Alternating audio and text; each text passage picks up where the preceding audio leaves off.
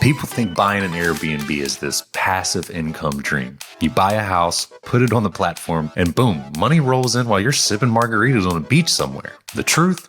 One Airbnb can change your life, but it's not passive, it's a good bit of work, and you need to be prepared for it. The difference to make that happen is the right setup, right location, right design, and then getting the systems and teams in place you need to run it like a real business. This is the hospitality business mixed with real estate investing, and it had a baby that's called short-term rental investing. Even one property can snowball you into financial freedom, new opportunities, or even a business you want to grow out in the future. Let's break down how one Airbnb can change everything for you and how to make sure you don't fall into that passive income trap that all the gurus are trying to sell you. Let's get into it on today's episode.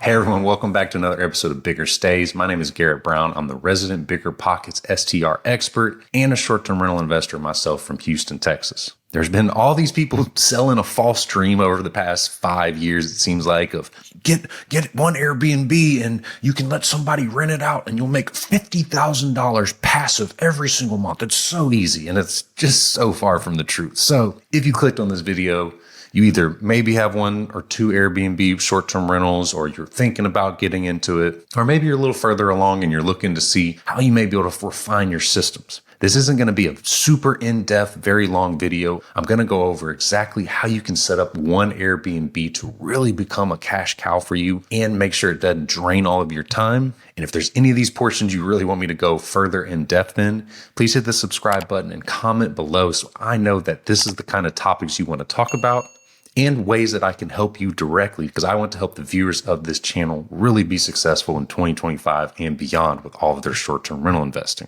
So the first step when picking your Airbnb is something we all have heard about a million times and is very subjective to a lot of people, and that's picking the right location. Not every market works, and just because it's in your backyard doesn't mean it's going to be an actual good short-term rental market. That doesn't also mean that you have to invest, halfway across the country in the Smoky Mountains and all these big ones you hear about just to be successful. Picking the right location will come down to a few things. The data and tourism there. Use any of these short-term rental data sites, Rabu, Mashvisor, any of the ones out there like that, to look into if a market has potential as short-term rental demand. See why people would want to go to that area. If you buy a piece of property in the middle of nowhere with no attractions and no reason anybody wants to go there, you're probably going to be struggling to get bookings in. My quick rule of thumb for when you're looking for a different market that may be near you or something that's in your area, I don't think you should go on your first property further than, an hour or two drive away. Personally, you want to have an ability to get out there if something is needed. You're going to be out there more when you're setting it up than you think. And then also you get the lifestyle benefit of, going out there with your family to vacation sometimes and having an area that you like to travel to, which is one of the cool things about short-term rental investing. My rule of thumb when I'm picking a market or just kind of looking at different areas for people is the 60-30-10 rule. You need to have an area that is 60 minutes from a major metro city, 500,000 plus people, but if you can get to 1 million plus or have a couple cities within an hour or 2 hours that are bigger cities, you're going to be able to have constant guest flow coming in. You need to be 30 minutes or less from some type of state, regional, or national attraction. This could be national parks all the way down to state parks, forests, lakes, anything that people in this area actually travel out to and they're looking for accommodations to stay on. And then 10 minutes from gas station or Dollar General or some type of civilization, because the further you get out, the harder it is for supplies, harder it is for cleaners, operators, handy people. Everything just becomes tougher when you're in the middle of nowhere for real. It's like a quick formula to kind of get your idea around if a market could potentially work. Once you get that though, you can really dive into the numbers on one of those short-term rental data sites that I mentioned and see if it's something that could work for you. The next step is finding the actual property, pick your market, work with a qualified short-term rental real estate agent that knows about short-term rentals in the area. Bigger Pockets does have a real estate agent finder that you can use in different markets and you can see what their specializations are. Reach out to them and talk to them. These are all investor-friendly real estate agents. And they were going to save you so much time, hassle, especially in the short-term rental world, which all these regulations keep popping up and everything under the sun. They will know the neighborhoods to go to, the markets, where exactly people want to stay when they go there. They're going to be worth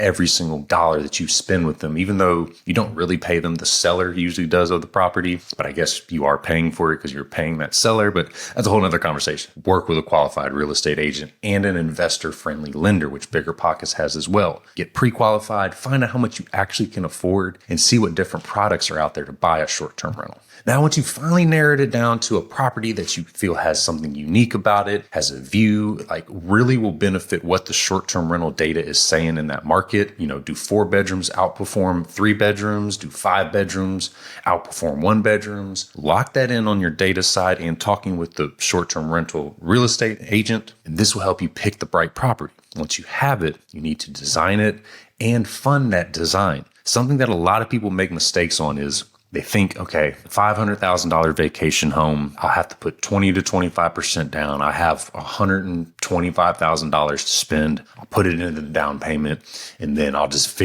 put some random furniture inside of it. In today's world, and I hate to break it to you, if you're doing that route, and you spend all your money on the down payment, you are going to be in a big mess when you are trying to furnish and design it. The design and the amenities are where the actual money comes in short-term rentals. If you work with a savvy short-term rental agent, they'll be able to help you get some seller concessions put into the offer to where you don't have to put as much down. Maybe they have the furniture already included if it's a short-term rental you're buying, which I sometimes recommend for first-time buyers to try to find a place that is already furnished with good furniture, not just grandma's 70s furniture. If you can find a place that is used to be a short-term rental and they're just tired of it or getting out, like run the numbers, make sure it can work. But them having that furniture already inside, and if you're able to wrap it into a loan and it appraises, is going to save you a bunch of money up front. Then you can spend any of the extra money you have on optimizing the property and really adding to the design, a few flair pieces, a few amenities. I really just say all of that to understand that the money in Airbnbs and short-term rental investing isn't made when you just purchase the property. It's in the actual design and the setting up of the experience. So don't blow all of the money you have on your down payment. If you're doing that, you're probably getting into a property that is a little out of your price range. I would bring it back a notch and start to recalibrate on where exactly you can afford, or look for places that are already furnished turnkey. Might not be your best investment on the long run, but sometimes that first property, the easiest way to get into it is to just find one that actually works on the numbers. I can go into this for hours and help you analyze deals here because it is definitely way trickier than I'm probably making it sound now. But I just tell you all this to be prepared when you're actually going into a property.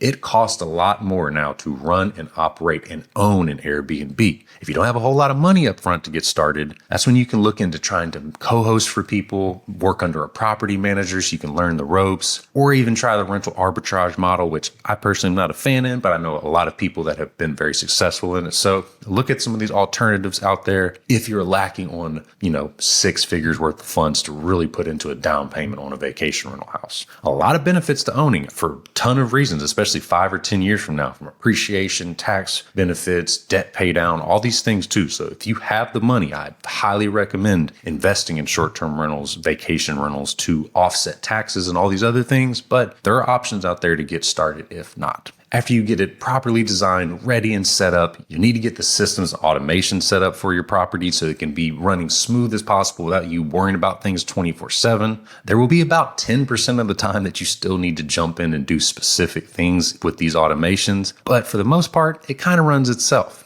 I use a property management software called Logify. That's pretty much the brains of the operation. It's one unified inbox with all these automatic replies, custom messages, and the ability to have your property on different platforms synced into one calendar. It can handle all these integrations that we're going to talk about next that really help your property run seamlessly. It's about $20 to $40 per month per property, but the more properties you have, the cheaper it gets, and it's going to save you time and headache more than you're ever paying for just this actual software. Once you have your property management software set up, you can use something like Price Labs that will link automatically into that to get your dynamic pricing. This is going to increase your revenue. You're not going to have to guess your prices, change them manually. It all will be automatic through Price Labs. They have the leading AI software to figure out what events are coming, the supply and demand for the area. This is about $20 per property per month, but it's going to increase your revenue by at least 15 or 20%. After that, you'll need something that will handle all the cleaning operations. I use Turno. This syncs directly into Logify or your property management software.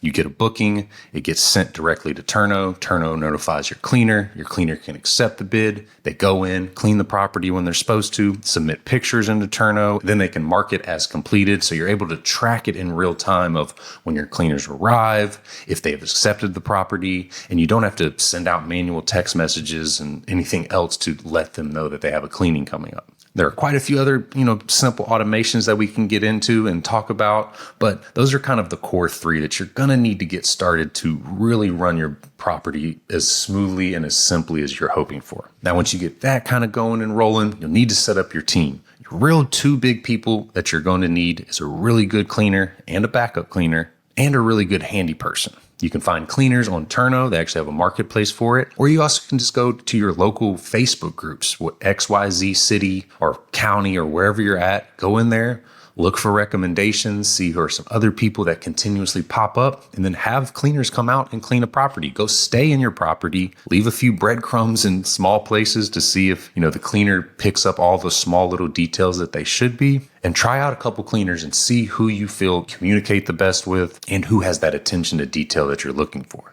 You will need a backup cleaner, which it's kind of hard to balance a main cleaner and a backup cleaner sometimes. But just being open and honest and saying that you have two cleaners, especially to the backup cleaner, and that, you would utilize them when it's needed and other things as you're growing is a good way to stay ready in case one cleaner can't show up. The handy person, the same way. A really good handy person can solve a ton of headaches for you to the point that you don't have to deal with a lot of these things. And they're worth every dollar instead of paying a glorified property manager 20 and 25% to tell the handy person to go out there, and when you're going to have to pay that handy person again. So you can find these on local Facebook groups as well. Thumbtack's another good one. Or even, ask for references in the area from some different shop owners or short-term rental owners to see if they have anybody that they would like to recommend. You need also really good subcontractors between HVAC, plumbers, electricians, and probably a roofer or something along those lines, pest control, lawn.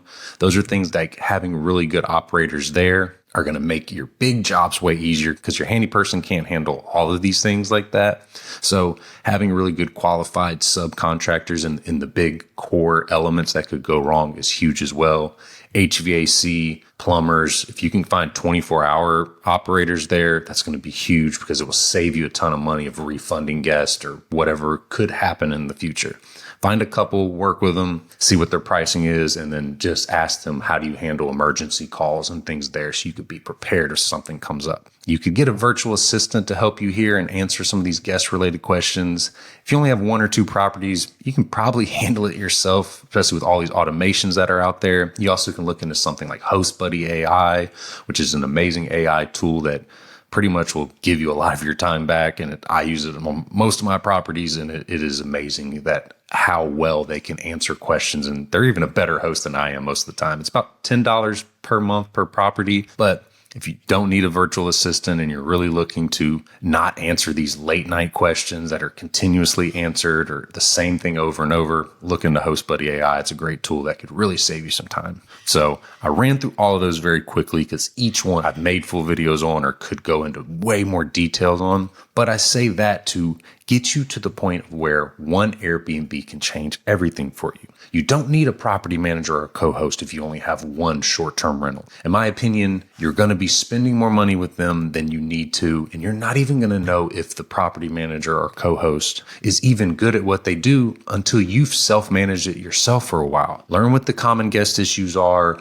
learn what it takes to actually run the property successfully, and then if you do decide eventually, or you start to get so busy or add on properties that you have added on a co-host or a property manager, you will then know what exactly it takes and if they're good or not, if they're missing certain things that you used to do and all these other things to see if they're actually worth it. That 20 to 25% is a pretty good chunk of your money that I highly believe that you can operate and keep in your pocket with all of these systems we talked about. Designing and furnishing it right, having a really good team as far as cleaner, handy people, subcontractors, and maybe some AI tools or one virtual assistant. And then you kind of just oversee everything. You'll be able to get the tax benefits if you're working still at a full W-2. You can't do that if you hire a property manager or co-host, and all the other benefits that go with operating short-term rentals and owning real estate within the world. So yes, one Airbnb can change your life, but it's not as passive as everybody says, and you're probably not going to be making $50,000 or $60,000 in income just off your one.